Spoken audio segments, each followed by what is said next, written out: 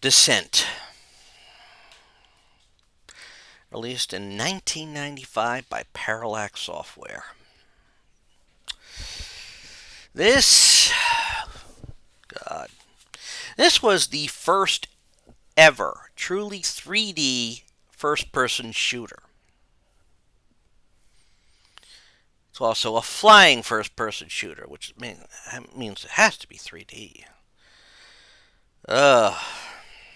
But I'm going to be honest with you, this is a very, very tough one. I mean, let's face it, they keep score. That's a problem, in my opinion. Now, this was set in the future, 2169. And the premise behind it is that you are a hired mercenary or something like that. You're hired as the material defender for this company, and I cannot remember the letters that represent the company. That they're in charge of all the quote off planet mining and all. Which by 2169 they've managed to do a lot of it. In fact, they have mines and setups on every planet or moon in the solar system. Now remember, this was done in 1995 before Pluto got its demotion, so Pluto is considered one of the planets.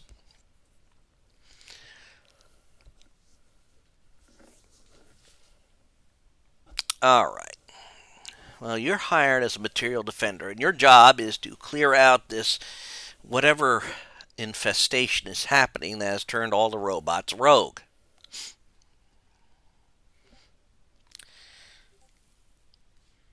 So basically, your job is this: one, clear out the mines. Two, to end the threat in the mines, you must blow the reactor. Three, you must rescue hostage personnel. These are all Type 1 priorities. In other words, there is no mutual exclusivity about it. And also, it's because they are so, you know, to do them all and survive is a tough, very tough thing to ask. And you get 5 weapons as you go through this. You got your lasers, normal lasers, which you can up to quad. You got a Vulcan cannon, that's your non-laser weaponry. You got a spreader cannon. You got a plasma cannon, and you also have a fusion cannon. The fusion cannon is the nasty one. You could charge it up and blast all your weapon energy in one go.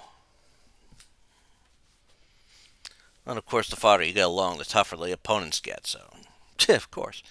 But you also have missiles. You got your regular concussion missiles. You got homing missiles. You got proximity bombs. You got smart missiles, which if you unleash the smart missile, then releases 5 other mini homing missiles.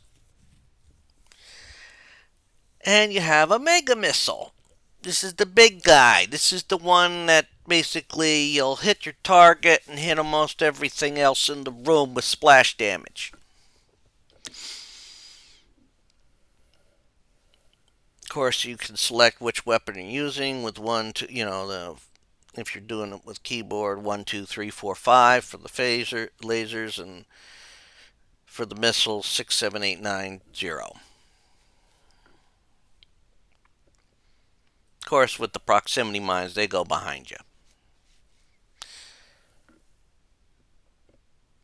So, as is the standard protocol with these things, you start basically in Earth orbit.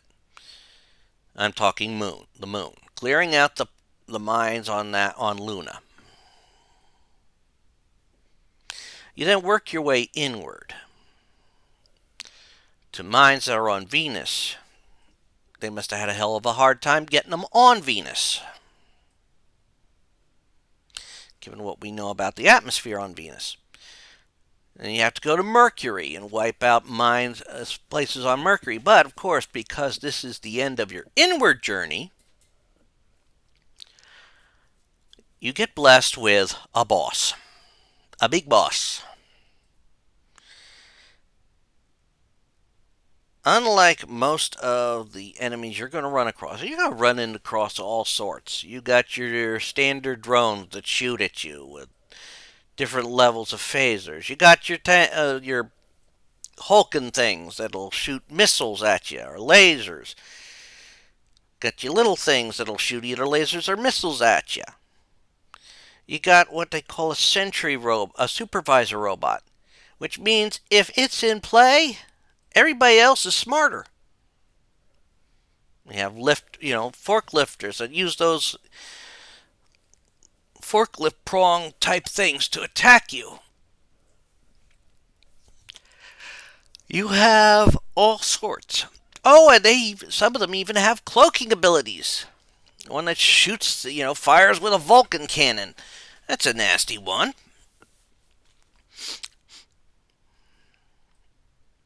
And of course, the levels do play out in a similar fashion. You must find the blue key, then the yellow key, then the red key to progress.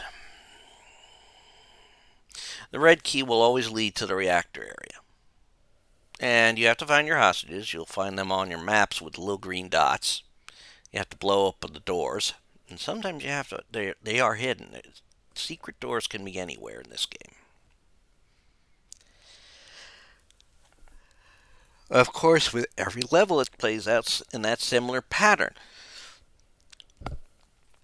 Of course, then we have that big boss. The big boss is a lot bigger.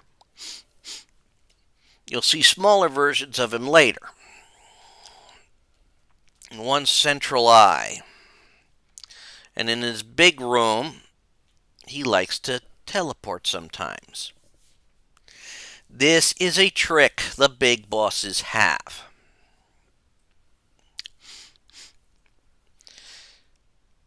Now, this is a game that also welcomes save scumming. Or as we called it back in the day, save early, save often.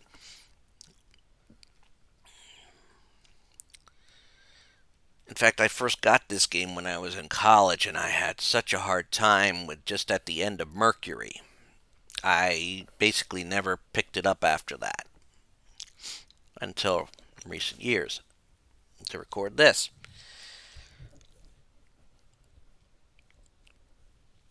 And I tell you this. There's only certain weapons that work on them. You have to, like the Vulcan cannon, that apparently does the most damage, but of course you don't have an infinite supply of Vulcan ammo.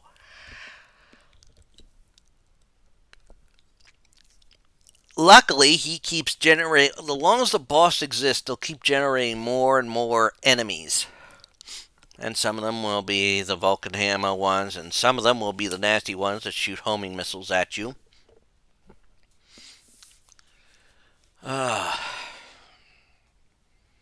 Until you finally destroy him. Of course, destroying him, the boss, or the reactor in a level, you then have to do a mad rush for the exit. You have 45 seconds to get to the exit, and once you hit the exit, the mine really starts blowing up and you're escaping ahead of the explosion.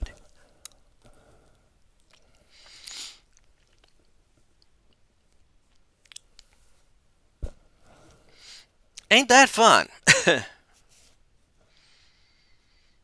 Now, as you move forward in the game, after you beat the boss on Mercury, you start working your way outwards. You clear out things in Mars. And yes, there's actually a little side trip you can go through a secret exit. There are actually 3 side trips in the game first one's in Mars. You can go all the way, you can take a side trip to a facility in the asteroid belt. Usually the asteroid belt ones, they sometimes have extra goodies in them. Translation: you can get some of these nasty big powered guns early. Or these mega missiles or smart missiles, because you're going to need them later on.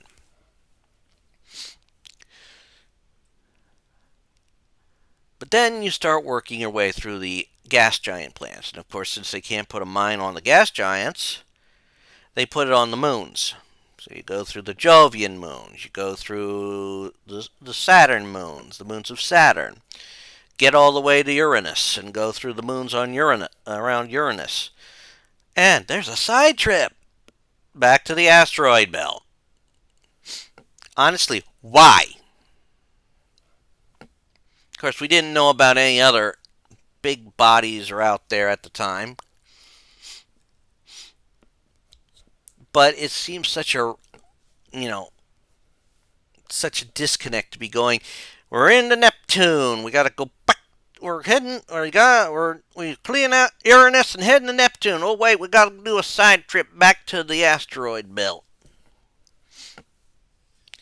Honestly, what are you thinking? Of course, the time to travel from each one of these locations is difficult. I mean, let's face it, the trip from Earth to Mars is about 18-month journey. And that's at optimal. Well, as we head out there,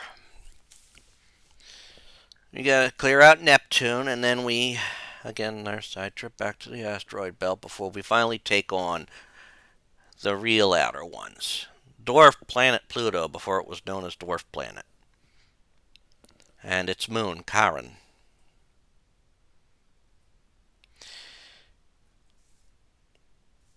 But you could tell now, the farther you get out, you're less likely to run into any hostages. Hell, even it's either in the Uranus or Saturn level, one of those, where you actually have a boss, where you actually have to steal the keys from robots that have them. I mean, when the keys are just laying out in the open and you just have to go to where they are, that's fine. But to give them to a robot to keep flying around, you gotta destroy them. Oh, hey, your ammo's gonna deplete. Yeah, fuck you. Ugh. Of course, then you move on, take care of Pluto, all the facilities on Pluto before heading to Charon. This one is the big nasty. Charon holds the ultimate base, the ultimate foe, the big bad of the game, the final boss. This is a big honkin' thing. It can travel between 4 big rooms. It can bring forth all these nasties.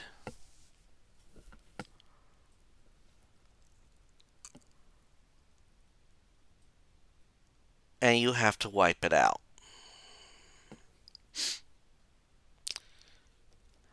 Which is a trick and a half.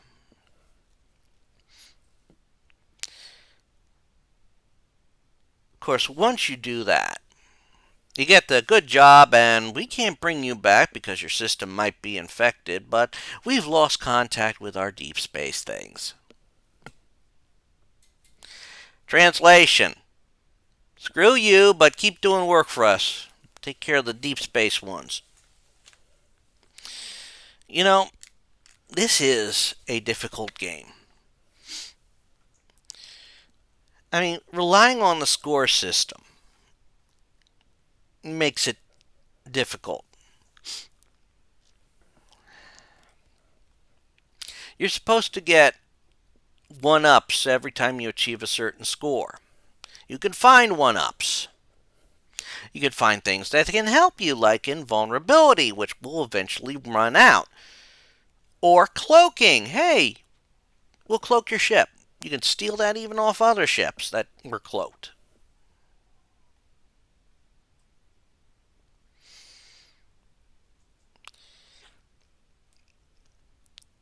They have energy refueling sections, and you can collect shielding from enemies. That's not necessarily a well, it's a problem when you go into an area that's a murder box. And of course, if you rescue hostages, then your ship is destroyed. Boom, you've lost all the any bonus you could get for rescuing the hostages. Ain't that nice? And I was playing this game on easy, and it was brutally difficult. I mean, let's face it, boss, I had to actually activate cheats on, and I kept activating them throughout the game. And of course, this game will let you know that if you're using a cheat, it'll call you a cheater. Well, F you, game, I cheated. Of course, like any game of its era, they had some humor in with their cheat codes. If you typed in Racer X, you had invulnerability. Of course, you had to turn them on first. Of course, once you turn on cheats, you get no score. That's fine by me. It is remembered for its difficulty. And it had two set up for a sequel. Actually, there were two sequels. I am probably never going to play them. And not only that, they actually had 3 tie-in books. I have read the first book. It was written by an author named Peter Talep. He actually wrote all 3 books. I never knew the other 2 until I looked them up just recently.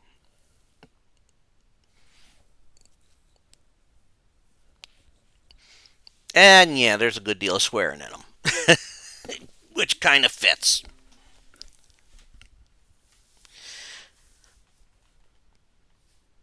Is Descent a good game? If you enjoy the retro games and really enjoy something old school that'll be brutal, yes. It is the first person shooter game that in truly is 3D. Of course, if you're not ready for it, you can, or if you're prone to motion sickness, I would not recommend this game. That's also one of the complaints about it. It can induce motion sickness. Would I play it again? No. I probably won't ever play it again. I beat it. I had to cheat to do it. And the fact that I was playing it on the easiest setting and I still had to cheat to do it. No, I wouldn't play it again. If flying games and that are your thing, oh yes, get it. But otherwise,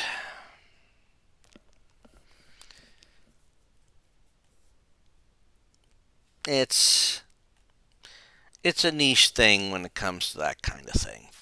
I think it's a niche thing. That's all I'm going to say about Descent. I can't give it any other.